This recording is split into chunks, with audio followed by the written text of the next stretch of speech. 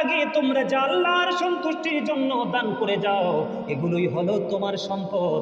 যা তুমি পৃথিবীতে রেখে যাও, এগুলো একটাও তোমার সম্পদ না, কারণ তুমি মরার পরে ফিরে এসে আর মালিকানা দাবি করতে পারবা না। সন্তান মদও খাইতে পারে, গাঁজাও খাইতে পারে, জুয়াও খেলতে পারে, নষ্ট করতে উড়িয়ে দিতে পারে। এই জন্য বুদ্ধিমান মানুষ যারা, তাদেরকে বলবো আপনি যা উপার্জন করেন তা থেকে আল্লাহর সন্তুষ্টিতে ব্যয় করে যাও। আল্লাহ রাসূল বলে দিয়েছেন, মানুষ বলে আমার সম্পদ আমার সম্পদ, আমার সম্পদ আমার সম্পদ, মানুষ বারবার বারবার বন্ধু বলতে থাকে।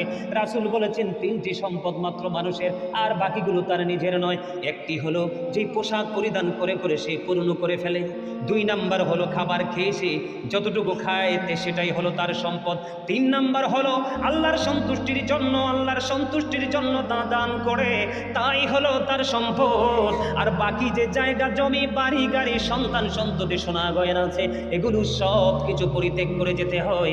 এই জন্য এগুলো কখনোই তার নিজের হতে পারে না। এই জন্য বন্ধু বলবো, এই জান্নাতের ঘর বাইতুল্লাহ আপনারা বেলবাড়ি পূর্ব পাড়ার মানুষগুলোর জন্য সুবর্ণ সুযোগ। আপনারা সবাই সবার জায়গা থেকে আপনারা আল্লাহর ঘরের জন্য সহযোগিতার হাত বাড়িয়ে দিবেন। আমি নিজে ব্যক্তিগতভাবে আজকে বলে গেলাম, বাবুল কাকা আমার সাথে অনেক কথা বলেছে, জলিল কাকার জামাই, ওর নাম যে কি, কতবার আমার সাথে দেখা করেছে, কথা বলেছে, তার নাম কি, সাইফুল ইসলাম জামাই, অত্যন্ত অনেস্ট ম্যান, আমি খুব পছন্দ করেছি। শ্বশুর বাড়ির মসজিদের জন্য অনেক পরিশ্রম করতেছে। বাবুল কাকাও আমার সাথে কথা বলেছে। আমি বলেছি আমার মসজিদে আমি যেমনিভাবে আন্তরিকতা নিয়ে কাজ করেছি, আমি আমার জায়গা থেকে সর্বোচ্চটা দিয়ে আপনাদের মসজিদের সাথে আমি নিজে যুক্ত থাকবো ইনশাআল্লাহ। আমি আপনাদের সবাইকে বিনীতভাবে অনুরোধ করব, হাতকে শক্ত করে রাখবেন না, কারণ 2টা চোখ খাটলেই কিন্তু শেষ, কিছু নাই। আরে মিয়া, এখনকার ছেলেরা তো বেদাত বলবে, বেশি দিন নাই কিন্তু এখনকার ছেলেরা বাবা মা মারা গেলে দোয়া লাগবে না, বেদাত বলবে, কারণ কাঠমোল্লার সংখ্যা অনেক বেড়ে গেছে। কথা কয় না কেন? যাদের মধ্যে রাসূলের কোনো আদর্শই নেই, আছে না নাই? আমি যেটা যুক্তি, আরে আপনারা মনে করেন না টাকা আল্লাহর ঘরে দিলে, আল্লাহর কাজের জন্য দিলে শেষ হয়ে যায়। আপনি শুধু খরচ করে দেখেন, দেখবেন আবার কিভাবে আসবে। তবে দান যে করবেন, আপনাদেরকে বলি, দান যে করবেন শর্ত মেনে করতে হবে। সুদের টাকা দেওয়া যাবে না, ঘুষের টাকা দেওয়া যাবে না। আপনি জানেন যে টাকাটা হারাম পথে আসছে, ওই টাকা দিতে পারবেন, এটা সোয়াব তো হবেই না, বরং ফিরা খাইবেন। কথা কি বুঝতে পারছেন? আর আমাদের দেশে তো এখন বর্তমানে সব জায়গায় একটা প্রচলিত একটা ধারা তৈরি হয়েছে, সুদ। জামাই থাকে বিদেশ, বউ সুদ খায়, ছেলে থাকে বিদেশ, মা সুদ খায়, বাবা সুদ খায়। আপনারা জানেন কিনা জানেন, আমাকে যেহেতু 12:30 পর্যন্ত সময় দেওয়া হয়েছে, আমি আর বেশি বলছি না। আমার নবী যে মেরাজে গেছে আপনারা তো সবাই জানেন, জানেন না? মেরাজে যখন গেলেন, জান্নাত জাহান্নাম তো রাসূল দেখেছেন, জাহান্নামের দিকে তাকায়া দেখে এক একটা মানুষের পেট এক একটা ঘরের মতো বড় বড়। জিব্রাইলকে বলে, ভাই জিব্রাইল, এটা কেডা রে, এরা কারা রে? জিব্রাইল কয়, ইয়া রাসূলুল্লাহ, ইয়া হাবিবাল্লাহ, নবী গো, এগুলো আপনার নামদারি উম্মত, এগুলো পৃথিবীর সুদখোর। নবীজি একটা ডাক দিয়ে বললেন, রে জিব্রাইল, এদের পেটের মধ্যে সাপ আর বিচ্ছু দেখা যায়। ওমা নাউজুবিল্লাহ কয় না, আরে আরো জোরে। সামউর ইবনে জুনদুব রাদিয়াল্লাহু তাআলা আনহু থেকে হাদিস বর্ণিত। হাদিসটা অনেক লম্বা, মিনিমাম 30 থেকে 45 মিনিট লাগবে ব্যাখ্যা করতে। এখান থেকে একটা জায়গা আমি ফাইন্ড আউট করতে চাই বন্ধু। আল্লাহর নবী স্বপ্ন যোগে ফেরেশতাদের সাথে ভ্রমণে বের হলো। বের হওয়ার পরে নবীজি দেখতে পাইলেন একটা রক্তের নদী। রক্তের নদীর মধ্যে আমার নবী দেখতে পাইলেন একটা লোক সাঁতার কেটে কেটে পারে আসতে চায়, কিন্তু সে পারে আসতে পারে না। আরেকজন লোক পাড় থেকে পাথর নিক্ষেপ করছে। আমার নবীজি সঙ্গীদেরকে প্রশ্ন করলেন, বন্ধু এই মানুষগুলো, এই মানুষটাকে কেন তাকে নদী থেকে, রক্তের নদী থেকে তাকে উঠতে দেওয়া হয় না?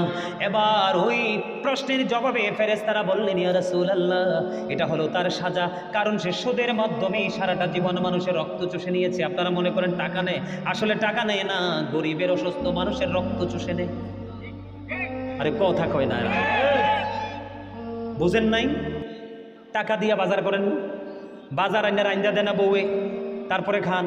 খাবার থেকে তো শরীরে রক্ত হয়, তো টাকা যদি হারাম হয়, রক্ত কেমনে হালাল হয়? কথা কয় না কেন?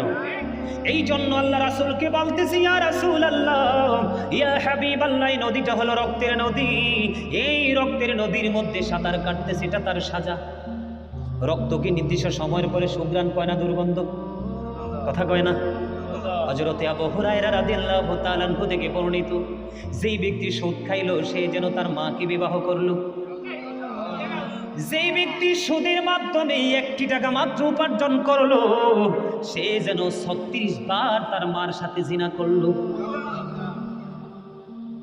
যিনি সুদ খায়, যিনি সুদ দেয়, যিনি সুদের লেনদেন করে, যিনি সুদের স্ট্যাম্প লেখে, যিনি সুদের টাকা কালেক্ট করে, সুদের টাকা না দিলে বিচার আচারের শালির যারা বসতে আসে সুদখোরের পক্ষ হয়ে, আল্লাহ রাসূল বলেছেন এই সুদকে ঘিরে যা হয় সবার জন্য সমান সাজা, কাউকে ছাড় দেওয়া হবে না।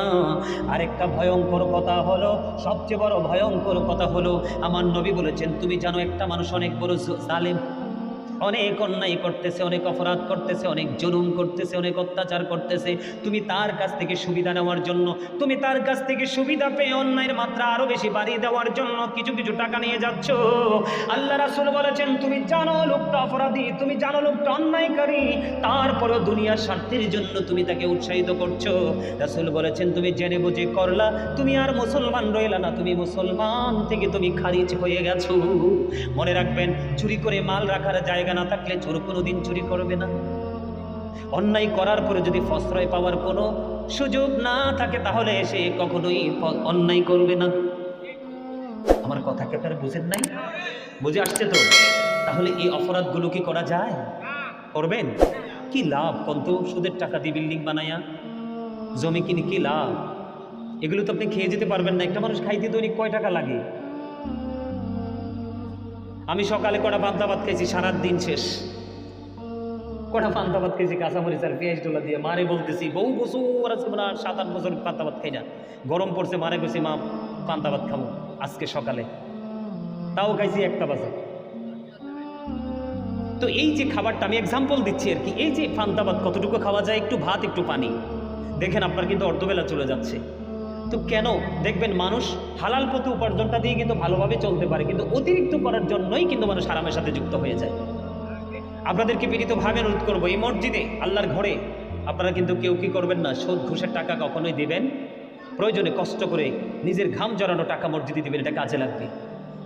আমি এই সমস্ত মানুষগুলো নিয়ে করোনাকালে একটা গজল লিখেছিলাম, জুলুম যারা করলা বন্ধু হারাইলা দুকুল, জনম জনমকে দিও তোমার হবে না মাসুল, একবার ভেবে দেখো না তোমার কোথায় ঠিকানা, একবার ভেবে দেখো না তোমার কোথায় ঠিকানা, এখনো তো আছে সময়, এখনো তো আছে সময়, বুঝো তোমার ভুল, জনম জনমকে দিও তোমার হবে না মাসুল। এটা আমার লেখা, আমার সুর অনেক লিখেছি, খুব রিসেন্টলি বই প্রকাশিত হবে, ইনশাল্লাহ দোয়া করবেন। আমি আপনাদেরকে একটা কথা বলি, এই গজলটা কেন লিখেছি জানেন? অনেক জালেম আমার নিজের চোখে দেখেছি, গোটা নিজের দেশ ঘুরে, পৃথিবীর বিভিন্ন দেশ ঘুরে দেখেছি, অনেক ধরনের মানুষ জুলুম করে, সেটা দেখি, সেটা নিজের উপর নিজে করে। সূরা ইউনূসের 44 নম্বর আয়াতে আল্লাহ বলেছেন, ইন্নাল্লাহা লা ইয়াজলিমুন নাসা শাইয়্যান ওয়ালাকিন্নান নাসা আনফুসাহুম ইয়াজলিমুন। আল্লাহ বলেছে আল্লাহ আল্লাহর বান্দার উপর, দাসের উপর জুলুম করে না, আল্লাহর বান্দা নিজেই নিজের উপর জুলুম করে। তার মানে আমরা মনে করছি আমরা ভালো কাজ করছি, আসলে আমরা আমাদের উপর জুলুম। আল্লাহ বলতেছেন আল্লাহু লা ইউহিব্বুজ জালিমিন, যারা জালেম আল্লাহ তাদেরকে ভালো বাসেন না।